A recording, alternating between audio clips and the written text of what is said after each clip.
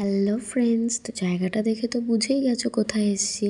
কাল ছিল সানডে, অনেকদিন ধরেই ভাবছি দক্ষিণেশ্বর যাব, কিন্তু এই যে বলে না, ঠাকুর না ডাকলে ঠাকুরের স্থানে যাওয়া যায় না।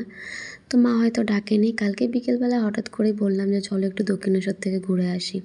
তো না, পুজো দিতে আসিনি, যেহেতু সকালবেলা থেকে কোনো প্ল্যান ছিল না, আর খেয়ে দিয়ে পুজো দিতে মন চায় না। তো এখানে আসলেও তো একটু মনটা ভালো হয়ে যায়। তো মামাকেও বিরক্ত করছিল বলে মাম্মা রাজীব গিয়েছিল, ঠাকুর দর্শন করে এসে, কিন্তু আমি যাইনি। যেদিন একেবারে রেডি হয়ে আসবো, পুজো দেবো, সেদিনই মায়ের দর্শন করব।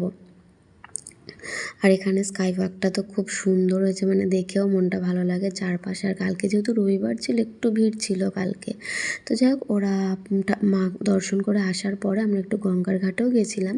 আর দক্ষিণেশ্বরে আসবো, সেখানে রিঙের কচুরি না খেলে হয় বলো?